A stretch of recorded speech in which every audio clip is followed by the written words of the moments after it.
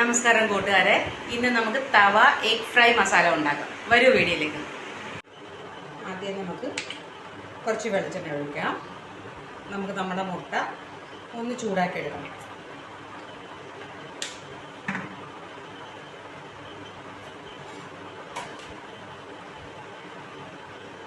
എണ്ണ ചൂടായി വരുമ്പോഴത്തേന് മുട്ടയിട്ട് ഒന്ന് ചൂടാക്കി എടുക്കാം.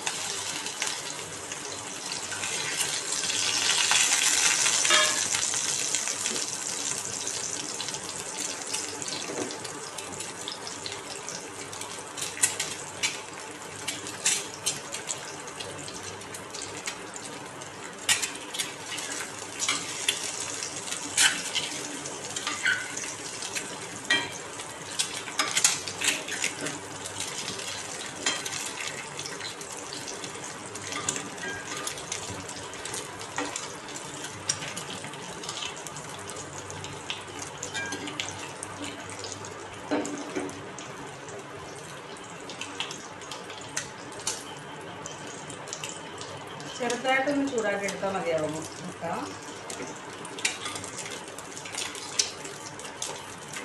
കഴിഞ്ഞൊരു പാത്രത്തിലേക്ക് നമുക്ക് മാറ്റിയെടുക്കാം.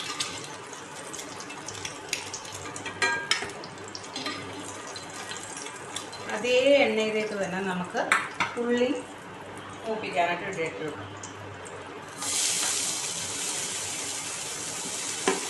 കുറച്ച് കറിവേപ്പില, 3 പച്ചമുളക്,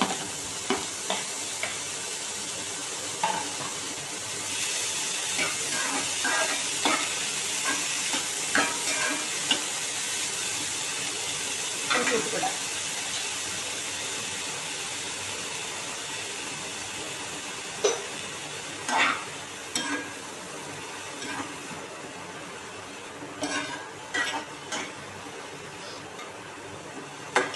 ഉള്ളി മൊരിഞ്ഞ് വന്നതിന് ശേഷം വേണം നമുക്ക് തക്കാളി ഇടണം.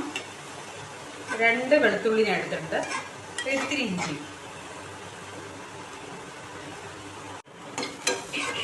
സവാള കുറച്ച് മൊരിഞ്ഞ് വന്നിട്ട് ഇനി നമുക്കതിലേക്ക് തക്കാളി, ഇഞ്ചി, വെളുത്തുള്ളി ഇടാം.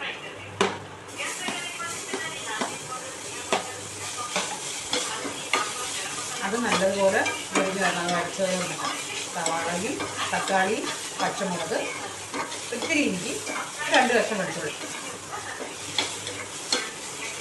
ഇത് നമുക്ക് സിമ്മിലിട്ട് പക്ഷെ നല്ലപോലെ മൊരിഞ്ഞ് വരണം. ബ്രൗണിഷ് കളറാണ്, നല്ല ടേസ്റ്റ് കിട്ടും. നമ്മുടെ ഉള്ളി, തക്കാളി, ഇഞ്ചി, വെളുത്തുള്ളി, പച്ചമുളക് എല്ലാം നല്ലപോലെ മൊരിഞ്ഞ് വന്നിട്ടുണ്ട്. ഇനി നമുക്കിതിലേക്ക് പൊടികൾ ചേർക്കാം. പൊടികൾ ഞാനിതിനകത്ത് 1 സ്പൂൺ മുളക് പൊടി, 1/2 സ്പൂൺ മല്ലിപ്പൊടി, 1/4 സ്പൂൺ മഞ്ഞൾപ്പൊടി, ഇത്തിരി പെരിഞ്ചീരകം, ഇത്തിരി ഗരം മസാല, ഇത്രയാണ് ചേർത്തിട്ടുള്ളത്. കാരണം ഞാനിത് ഓൾറെഡി 3 പച്ചമുളക് ചേർത്തിട്ടുണ്ട്, അതുകൊണ്ടാണ് 1 സ്പൂൺ മുളക് പൊടി പറഞ്ഞത്. ഇതിലേക്ക് ചേർക്കാം. ഞാൻ പൊടികളുടെ എല്ലാം പച്ചമണം മാറുന്നിടം വരെ നമുക്കൊന്ന് ചൂടാക്കേണ്ടതാവും.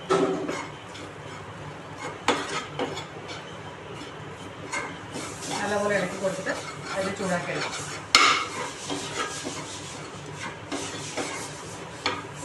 കുറച്ച് സിമ്മിലിട്ടിരുന്നാൽ മതി, അത് മൊരിയും. അല്ലെങ്കിൽ അതിനൊരു മുളക് പൊടിയുടെ മല്ലിപ്പൊടിയുടെ ഒരു പച്ച മണം വരും. എൻ്റെ മസാലയൊക്കെ ചൂടായി നല്ലപോലെ മസാല മൊരിഞ്ഞ് വന്നിട്ടുണ്ടെങ്കിൽ നമുക്കിതിലേക്ക് നമ്മൾ ചൂടാക്കി വെച്ചേക്കുന്ന മുട്ട ചേർത്ത് നമ്മൾ എണ്ണയിൽ ഒന്ന് ഫ്രൈ ചെയ്തെടുത്താണ് മുട്ട. നമുക്ക് ഈ ഫ്രൈ പാനിലോട്ട് വയ്ക്കും. എന്നിട്ട് മസാല കുറച്ച് അതിൻ്റെ മുകളിൽ വെച്ചിട്ട് കവർ ചെയ്യാം.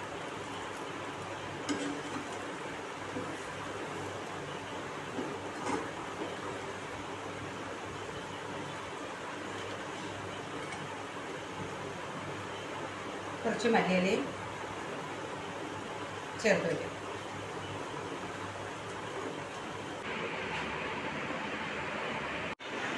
ഇതാണ് തവ എഗ് ഫ്രൈ മസാല. എൻ്റെ വീഡിയോ എല്ലാവർക്കും ഇഷ്ടമായാൽ എന്നെ ലൈക്ക് ചെയ്ത്, ഷെയർ ചെയ്ത്, സബ്സ്ക്രൈബ് ചെയ്യുക. Thank you. വീണ്ടും കാണാം ഒരു നല്ല വീഡിയോയിലൂടെ.